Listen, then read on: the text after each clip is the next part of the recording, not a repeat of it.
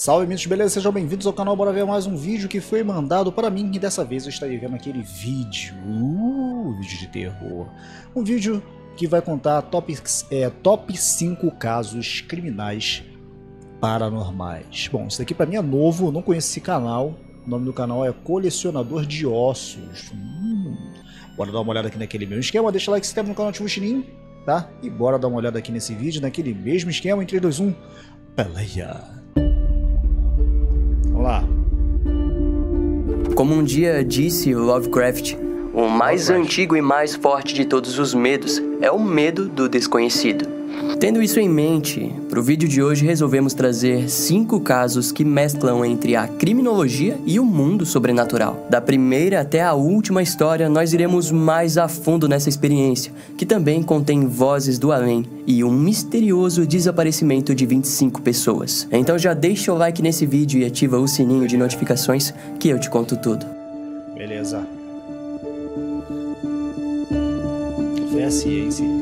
Antes de a gente ir para os casos, você precisa entender o conceito de método científico e o que é uma teoria da conspiração.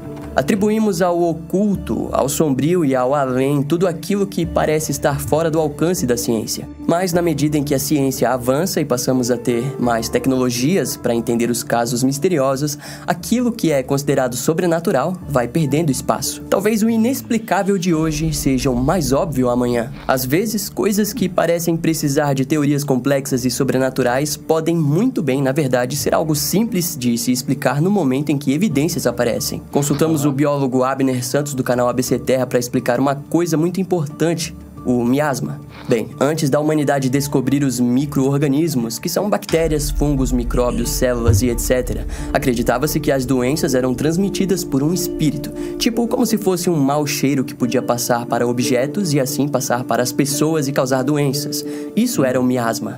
E quando médicos resolveram começar a lavar e higienizar os seus instrumentos de trabalho, as mortes dos seus pacientes reduziram muito. Ou seja, o miasma poderia ser removido através de uma simples limpeza dos objetos. Por um bom tempo, o miasma era comprovado, entre aspas, pela ciência por conta disso. Mas foi com a chegada do microscópio que pudemos entender que o que provocava as doenças não era um espírito, mas sim pequenas células invisíveis, tão pequenas que ninguém conseguia ver a olho nu. Mas, por outro lado, a ciência tem suas limitações.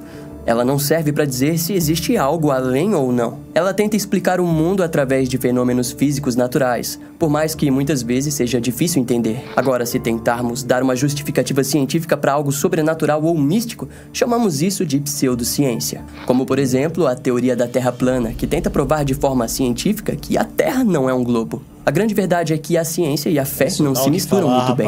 Uma das grandes fronteiras da ciência é a própria mente humana. Ainda estamos engatinhando para compreendê-la, mas temos percebido como nossa imaginação, sentimentos e sonhos podem nos enganar. E para que um caso criminal tenha explicações paranormais, alguém precisou pensar nisso e criar uma teoria que vai além da explicação científica, certo? E pasmem, isso não é algo ruim, muito pelo contrário. Cada invenção humana, cada solução de um caso criminal, começou na imaginação de um inventor, um detetive. E foi isso o que tornou possível a explicação final e a conclusão do que quer que estavam tentando solucionar. É como o próprio Albert Einstein disse uma vez: a imaginação é mais importante do que o conhecimento. O conhecimento é limitado, enquanto a imaginação abraça o mundo inteiro, estimulando o progresso, dando luz à evolução. Ela é, rigorosamente falando, um fator real na pesquisa científica. E hoje a nossa curiosidade mórbida nos levará a pensar todo tipo de possibilidades sobre os casos desse vídeo, e ela pode ser muito útil para tentar entender o que aconteceu. Vamos lá.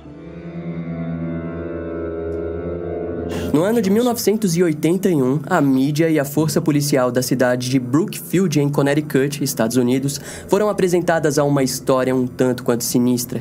Na época, a polícia havia recém-prendido um homem acusado pelo homicídio do seu senhorio.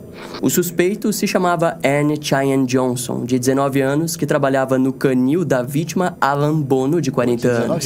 De acordo com a polícia, os dois homens tiveram uma discussão que acabou resultando na morte de Alan no dia 16 de fevereiro de 1981.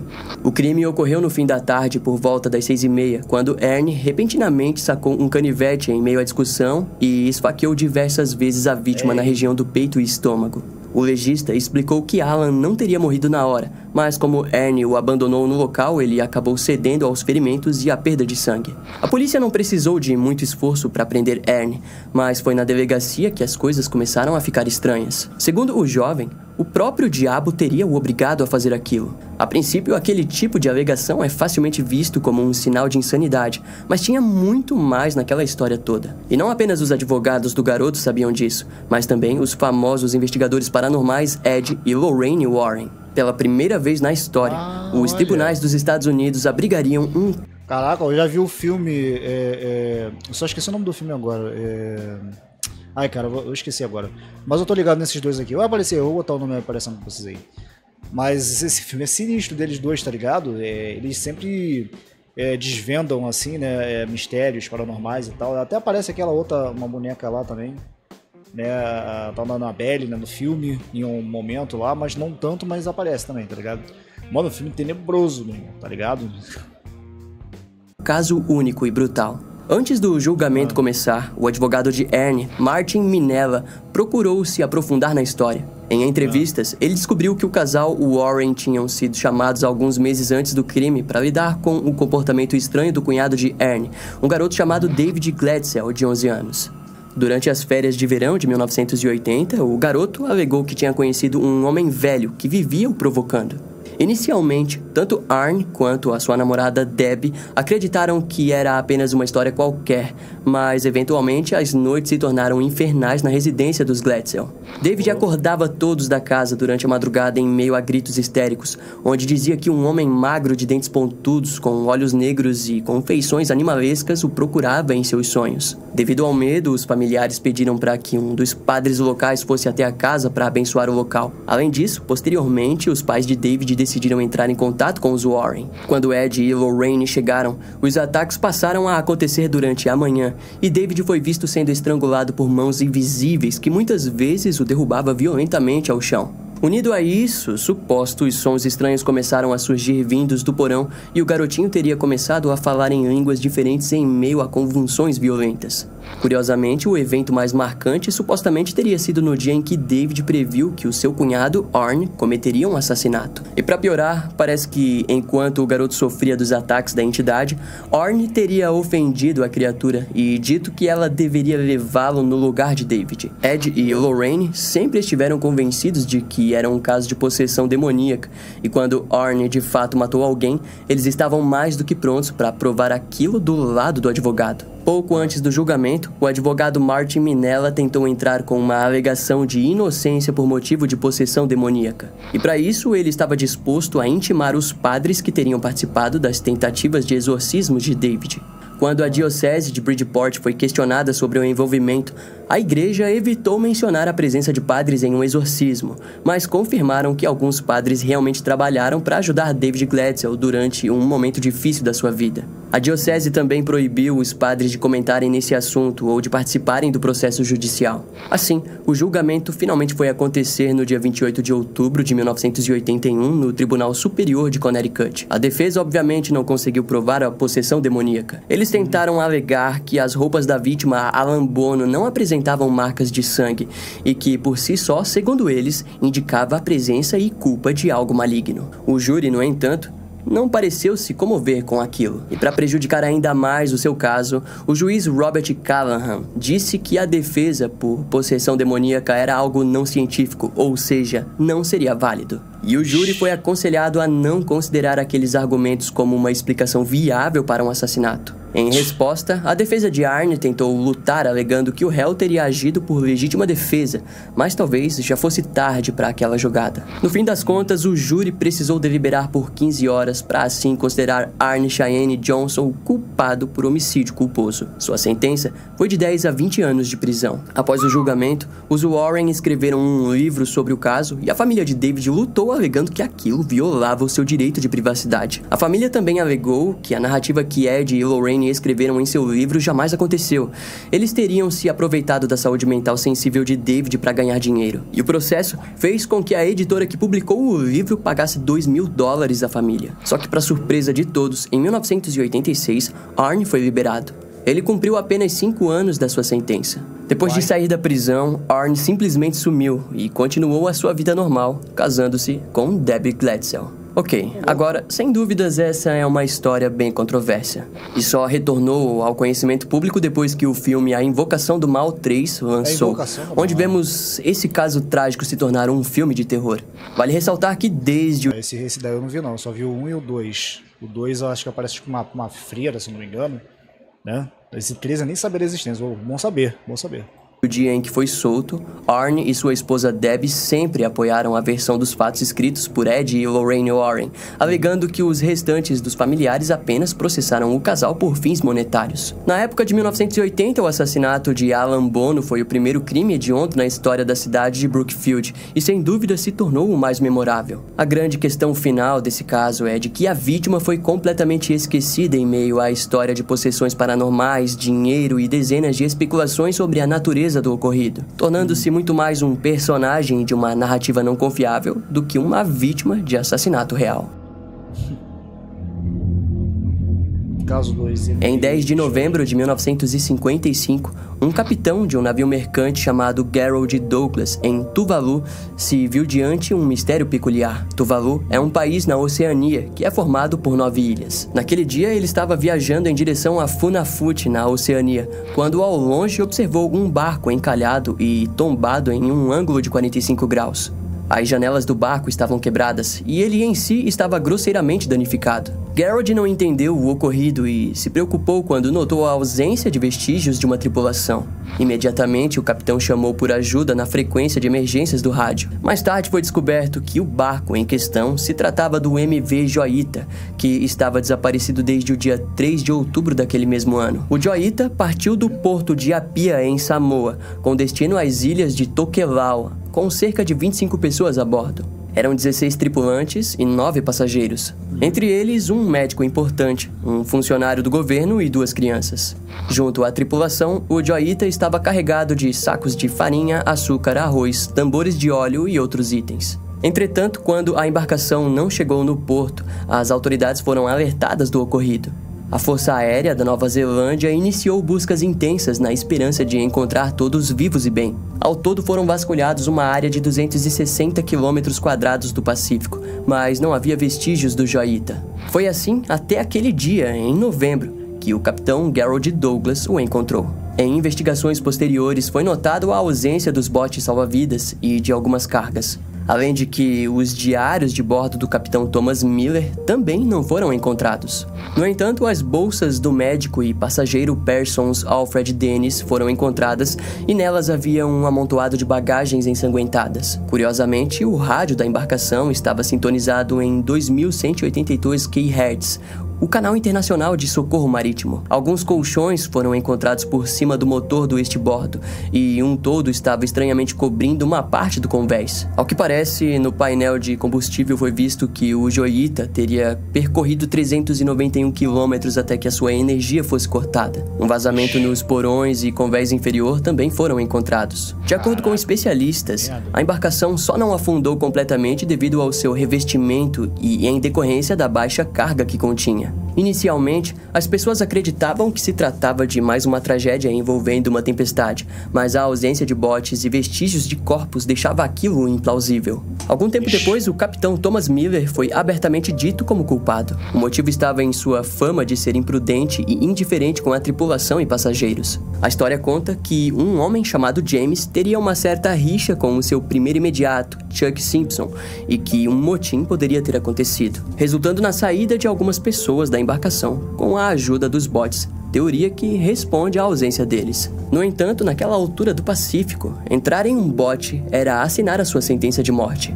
Além disso, como o incidente ocorreu em 1955, a teoria de que tropas japonesas ou soviéticas poderiam ter furtado e matado as testemunhas também tomou espaço, mas foi amplamente ignorada. A autoria de piratas foi dita como possível, mas ninguém realmente lutou para provar essa linha de investigação. Nos últimos anos, descendentes das pessoas desaparecidas exigiram novas investigações, mas ainda não existem atualizações do que pode ter acontecido com a embarcação. A história do Joita começou em meados de 1931, quando ainda era usado como iate de luxo pelo diretor de cinema Roland West. Ele gostava tanto da embarcação que a chamou de Joita em homenagem à sua esposa Jewel Carmen. Em 1933, Roland acabou vendendo a embarcação e posteriormente a Marinha dos Estados Unidos a adquiriu para ser usada na Segunda Guerra Mundial. Em meados de 1946, o Joita foi reforçado e estava atuando como navio de patrulha na região do Havaí, até que acabou nas mãos da antropóloga Catherine Lomala,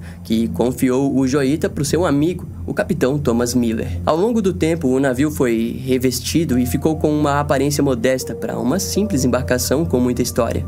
No entanto, em outubro de 1955, o Joita passaria por mais um grande momento, o mistério que cobriu o paradeiro das 26 pessoas a bordo. Um inquérito formal foi feito sobre o evento. Nele, o destino dos passageiros é apenas dito como inexplicável. A embarcação foi descrita no documento como praticamente inafundável. Desse modo, conforme a apuração foi apresentada, constatou-se que a inundação ocorreu devido ao pequeno rompimento do tubo de resfriamento. Assim, a água foi entrando gradualmente e quando o barco foi virando, ele acabou permanecendo na mesma posição em que foi encontrado. A responsabilidade pelo incidente foi então dada oficialmente ao capitão Thomas Miller. Embora ele não estivesse presente para se defender, o motivo foi explicado em decorrência de sua imprudência em iniciar a viagem com tantas falhas, principalmente pelo fato de não verificar os equipamentos que continha no Joita e por ter transportado passageiros sem atualizar a sua licença marítima. Quando as investigações foram finalizadas, em julho de 1956 a embarcação foi leiloada e David Simpson a comprou. Joita foi completamente reformada, mas em janeiro de 1957 voltou a encalhar durante uma viagem com 13 passageiros. Depois de ser consertada em outubro de 1958, Joita se tornou uma nova embarcação comum de comércio. Mas algo parecia errado com ela, pois em novembro de 1959 encalhou novamente. Naquele incidente, graças à maré alta, Joita foi levada para fora do Recife e quando o capitão a direcionava para um porto, uma grande quantidade de água passou a cobri-la. Ao que parece, na última reforma, as bombas foram instaladas ao contrário, o que significava que toda a água que entrava era jogada novamente para dentro da embarcação. Esse evento fez com que o Joita recebesse o apelido de embarcação azarada. Nos próximos anos, ela permaneceu abandonada até que em 1966 foi comprada por Carson Cottle, que era dono de uma agência de turismo. Seu plano inicial era transformar a embarcação em um tipo de museu com um pequeno salão de chá. No entanto, não se sabe o motivo, mas eventualmente, cada pedaço do Joita foi sendo vendido e ela desapareceu completamente. Em 2009, a prefeitura de Torben, na Nova Zelândia, local onde o Dr. Alfred Dennis Parsons morava, o homenageou ao dar o seu nome para uma das passarelas próximas à sua antiga residência. Em 2012, 2 pedras memoriais foram postas na região de Apia, Samoa e na vila de Whakaofo, como forma de relembrar o final misterioso dos passageiros do Joita de 1955. Atualmente, não há nada novo sobre esse caso, fazendo com que o paradeiro das peças desse quebra-cabeça continuem um verdadeiro enigma. Caralho. Em 1977, um caso de assassinato estava consumindo as autoridades de Chicago. Teresita Baza era uma mulher que havia chegado nos Estados Unidos na década de 1960. Antes disso, ela vivia sua vida tranquila nas Filipinas. Seu principal objetivo em terras americanas era o de estudar música. Contudo, com o tempo, ela decidiu seguir a carreira de terapeuta respiratória. Eventualmente, Teresita conseguiu um emprego nesse ramo no Hospital Edgewater, em Chicago. Curiosamente, esse hospital é bem conhecido, principalmente por ter sido o local de nascimento de John Wayne Gacy, um dos assassinos em série mais prolíficos dos Estados Unidos. Teresita era uma mulher tranquila e que estava longe de esperar que algum dia se tornaria a vítima de um crime hediondo. Embora não estivesse seguindo uma vida musical, ela costumava tirar um dinheiro extra com aulas de piano que oferecia para as crianças do seu bairro. Além do mais, Teresita estava cursando um mestrado em música. A vida era agitada, mas a mulher lidava muito bem com tudo isso ao lado do seu marido Joe. No dia 21 de fevereiro de 1977, a sua amiga Ruth Loeb telefonou para Teresita e ambas permaneceram conversando por pouco mais de 30 minutos. Mais tarde, Ruth testemunharia que sua amiga havia dito que estava esperando um amigo, mas não informou mais detalhes sobre o porquê da visita. Cerca de 1 hora depois do telefonema, Ruth descobriu que o corpo de bombeiros foi acionado para o apartamento de Teresita. De acordo com os vizinhos, eles haviam sentido um forte cheiro de fumaça vindo do apartamento. Os bombeiros conseguiram entrar no local com a chave mestre do síndico. Assim que entraram, se depararam com uma cena horrível. O corpo nu de Teresa foi visto debaixo de um colchão em chamas e, ao retirá-lo, uma faca foi observada encravada no peito da mulher. Quando as autoridades isolaram o local, a polícia podia identificar que a casa parecia ter sido arrombada e talvez algo podia ter sido roubado. De forma peculiar, embora Teresita estivesse nua, ela não havia sido violentada sexualmente. Em seu diário, uma nota dizia: comprar ingressos para o AS. Aquela era a única prova que encontraram no local, pois a pequena tentativa de incêndio havia possivelmente destruído muitas outras. Os investigadores suspeitavam que o tal de AS pudesse estar envolvido, mas não conseguiram identificar nenhum suspeito. O seu marido, Joe, foi o primeiro a ser investigado, mas não havia nada que fortalecesse o homicídio. Foi então que algo curioso aconteceu. Após 6 meses de investigação, o Dr. José Shua entrou em contato com o marido da vítima e depois com o investigador Joe Statula, o qual estava responsável pelo caso. Nas ligações, José informou para ambos que possuía informações úteis para identificar o assassino. Na delegacia, ele afirmou que a sua esposa, Rembias Shua, teve sonhos e visões sobre o assassinato de Teresita. Segundo conta José, Teresita teria surgido nos sonhos de Rembias e implorado para que a verdade fosse dita. Foi assim até que, um dia, a mulher começou a falar com uma voz diferente, a qual supostamente pertencia a Teresita. Ela contou que o nome do seu assassino era Alan Showery, de 32 anos. José permaneceu incrédulo, até que uma segunda possessão aconteceu, onde a vítima teria dito que as provas para acusar Alan era de que o homem teria dado as joias roubadas para sua namorada, Ianca Kamluv.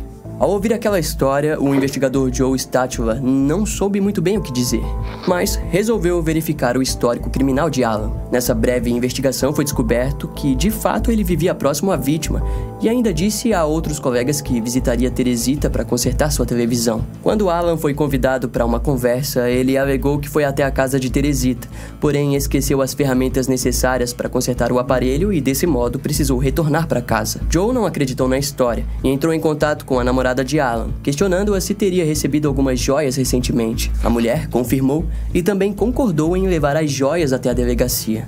Lá, os amigos e familiares rapidamente identificaram os itens como pertencentes da vítima. Diante o acúmulo de provas, Alan confessou o assassinato. Ele confirmou que desejava roubar a moça, mas acabou matando ela. Assim, decidiu simular um crime sexual, deixando-a nua e ateando fogo no colchão sobre o seu corpo.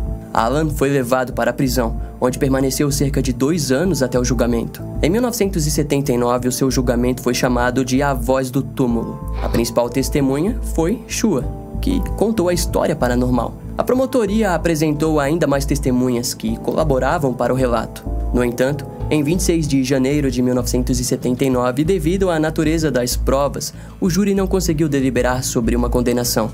Daquele modo, cerca de 1 mês depois, Alan Showery simplesmente se declarou culpado de assassinato. O homem recebeu então 14 anos de prisão. Mais tarde, os advogados de Alan o defenderam alegando que ele só confessou depois que foi ameaçado pelos investigadores. De qualquer forma, sua liberdade condicional chegou em 1983. Naquele ano, Alan se mudou para Nova York e recomeçou sua vida. O caso do assassinato de Teresita Baza é conhecido também por ter sido o caso onde a vítima supostamente resolveu o seu próprio assassinato. Sem dúvidas, a história por si só é bem sinistra e até hoje é lembrada como um dos maiores casos onde o trabalho policial se entrelaçou com um mundo sobrenatural para que a justiça fosse feita. Assim como o caso de Teresita Baza, nesse veremos algo que parece ter ignorado a pequena distância entre o mundo dos vivos e dos mortos. Em uma manhã tranquila de 2008, Sonny Graham, de 69 anos, havia saído de sua casa para levar o seu enteado de 9 anos ao dentista. Depois, ele retornou para trabalhar na empresa de paisagismo da família. Após um tempo, o corpo de Sonny foi encontrado em um galpão construído no quintal da sua casa. A causa da morte foi definida como suicídio. Sonny teria atirado em sua própria garganta com uma espingarda Remington calibre 12. No entanto, a história de Sonny não possui um fim em si, pois está entrelaçada com a de Terry Cottle. No ano de 1988, Terry morava com a sua família em uma rede de apartamentos do condado de Jasper, nos Estados Unidos. Mas um dia, uma ligação mudaria tudo. Um homem telefonou para a casa dos Cottle, mas quem atendeu foi a esposa de Terry. Pelo telefone, o sujeito informou a mulher que o seu marido estava a atraindo com sua esposa, Cheryl Sweet. Assim que soube da história, Terry não perdeu tempo e pediu o divórcio. Algum tempo depois, ele e Cheryl se casaram. No fim de 1994, o casal já estava feliz e contava com 3 filhos. Terry havia alcançado um trabalho como médico de emergência, mas de alguma forma a sua vida não o satisfazia. Tanto que após alguns anos, ele acabou voltando a se relacionar com sua ex-esposa. O seu casamento passou a se tornar um inferno. Assim, Terry foi morar com a sua irmã, Tammy Erickson. Contudo, a mulher estava grávida. Então, precisaria de mais espaço e principalmente do quarto que Terry estava usando. No dia 15 de março de 1994, ele saiu da casa da sua irmã e tentou voltar para os braços de sua esposa Cheryl. Mas ela alegou que não poderia continuar casada com ele e jogou a aliança fora. Após a discussão, eles decidiram que no dia seguinte Terry faria as malas e um divórcio seria providenciado. Porém, na manhã seguinte, Terry acordou e foi até o banheiro e, segundos depois, um som de tiro foi ouvido. Infelizmente, quem encontrou o corpo foi o filho do casal, Christopher, de 10 anos. Terry havia tirado sua própria vida com um tiro no crânio, com um revólver .22. Na unidade médica da Carolina do Sul, Cheryl e seu sogro decidiram que os órgãos de Terry seriam doados. Enquanto isso, no lado sudeste do país, Sonny Graham, com então 57 anos, foi informado que finalmente receberia a doação que tanto precisava. Sonny era um veterano e morador de Hilton Head, onde todos o conheciam. No mesmo ano do suicídio de Terry, Sonny contraiu uma doença que destruiu o músculo do seu coração. No dia 20 de março daquele ano, ele recebeu a ligação de que tinha um coração disponível. Alguns meses após o transplante, Sonny se gabava de que tinha recebido o coração de um homem de 33 anos. Normalmente, em casos como esses, uma avaliação psiquiátrica é aconselhada, mas Sonny supostamente sempre se mostrou bem com o fato de possuir o órgão de outra pessoa dentro de si. Ele até costumava dizer para os seus amigos que lamentava a morte do homem e que afirmava estar feliz que agora aquele coração pertencia a ele. No entanto, mais tarde, seus amigos relatariam que notaram algumas mudanças em Sonny. Ele passou a beber mais cerveja e a comer muito mais cachorro-quente. Curiosamente, essa combinação era a favorita de Terry Cottle, o ex-dono do coração de Sonny. O pastor John Keller e amigo de longa data de Sonny disse que depois de receber o coração, ele parecia procurar por algo novo. Em novembro de 1996, Sonny enviou uma carta à família do doador. Nesse meio tempo de cartas trocadas, Sonny e sua esposa convidaram Terry Cottle para um jantar. Foi então que Sonny se apresentou anestesiado diante a beleza da viúva de 30 anos. Mas a mulher estava longe de se sentir atraída por ele. Eventualmente, ali, uma amizade nasceu entre os dois. Para alguns, a história curiosa teria se tornado em algo paternal. Mas todos se surpreenderam quando, em 2001, tanto Sonny quanto Cheryl romperam seus casamentos para ficarem juntos. O casal se mudou para um lugar afastado, mas em maio de 2002, Sonny processou Cheryl. Em contrapartida, a mulher informou que Sonny estava se tornando possessivo. E como era de se esperar, uma nova separação aconteceu. Então, Cheryl começou a se relacionar com mais um homem, o qual testemunhou algumas tendências estranhas por parte da mulher e rapidamente pediu divórcio. Mas em dezembro de 2004, Sonny e Cheryl se casaram de novo. Naquela altura, Sonny havia aberto uma empresa de paisagismo e aparentemente estava mais calmo. No entanto, ao mesmo tempo, ele já teria escrito um testamento. No dia do seu suicídio, um dos seus colegas notou que Sonny não era mais o homem despreocupado que tinha conhecido, mas não imaginava que ele tiraria a sua própria vida.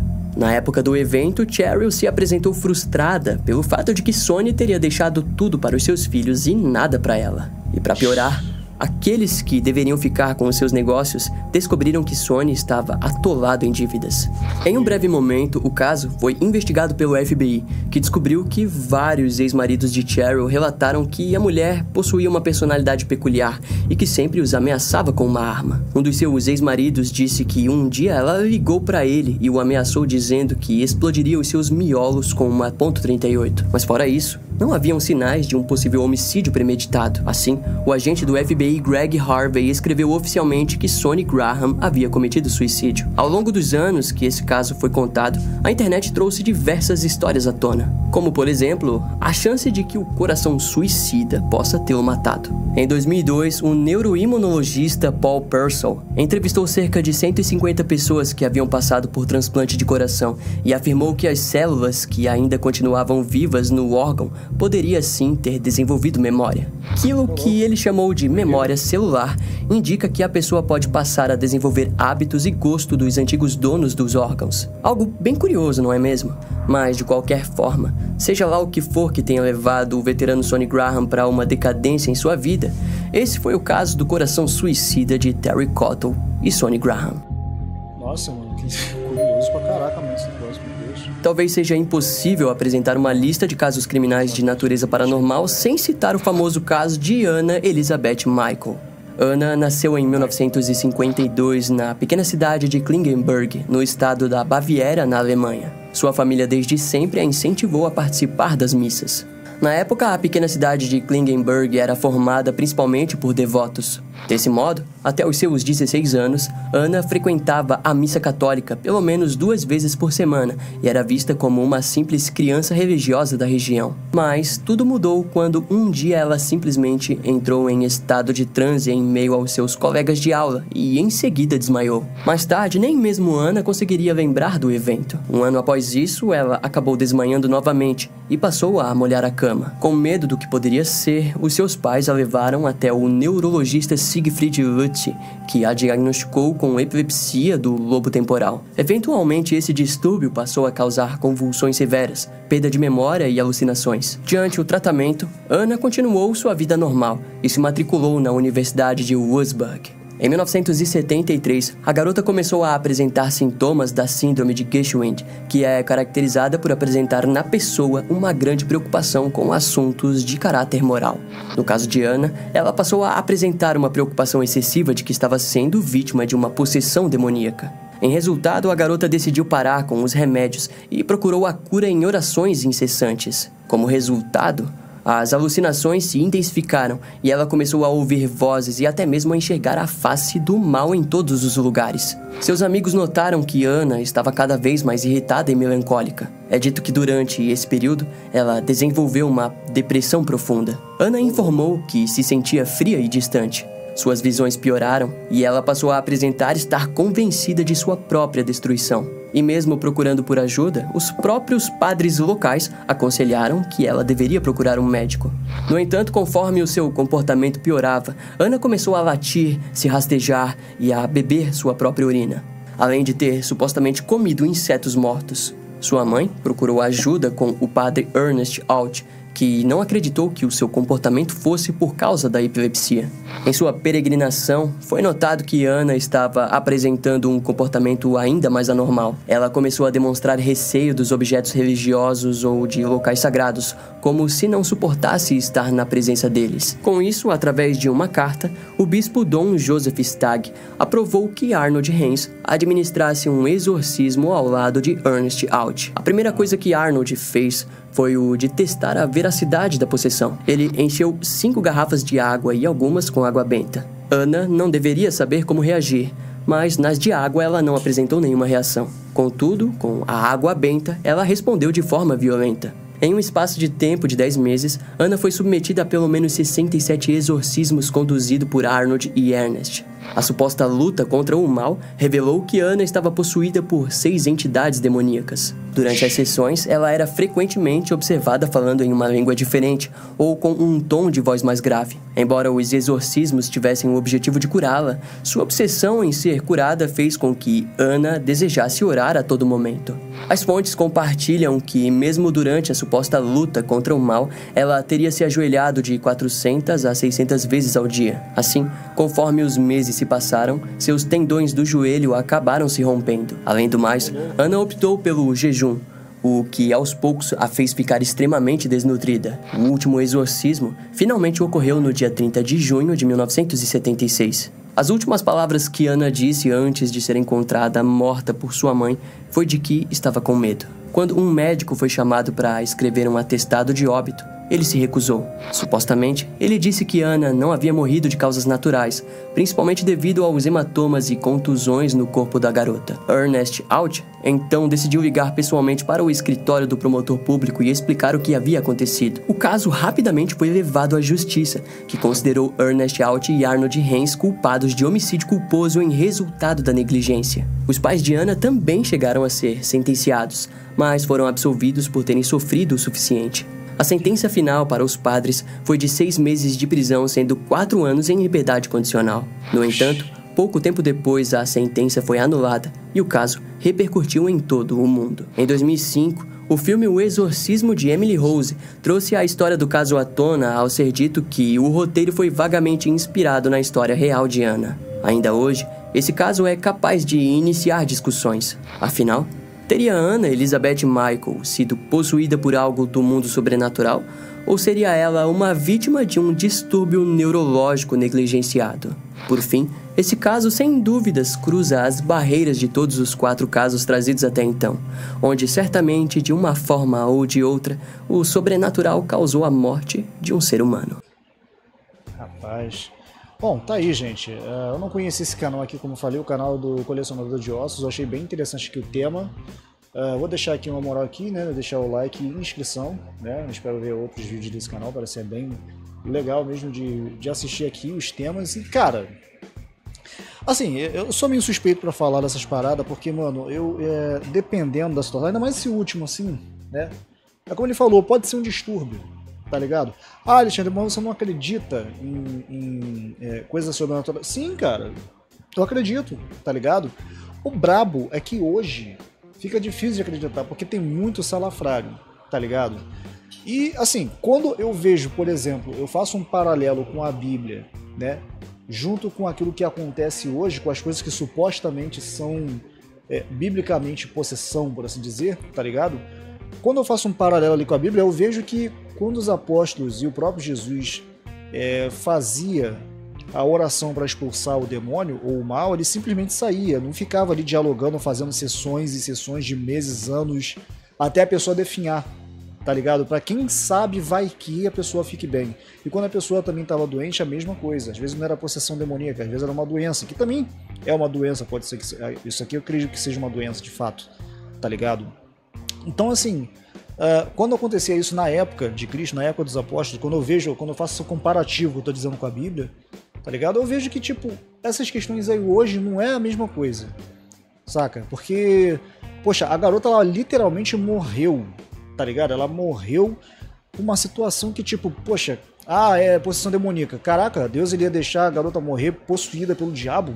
Mesmo ela orando, pedindo a Deus ajuda, tá ligado? Ela orou várias vezes, pelo que eu entendi ali, várias vezes.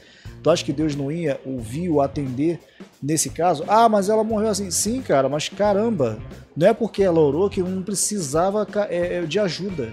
Não precisava de um acompanhamento médico, tá ligado? A gente tem que fazer a nossa parte também nessa parte de saúde. E quando a gente faz a nossa parte e isso que a gente está querendo buscar não acontece, e a gente clama a Deus, Deus vai fazer a vontade dele na tua vida, tá ligado? Se não for da vontade dele que você não seja curado, tu não vai. Se for, você vai também. É assim que eu creio particularmente, tá ligado? Isso sou eu, entendeu?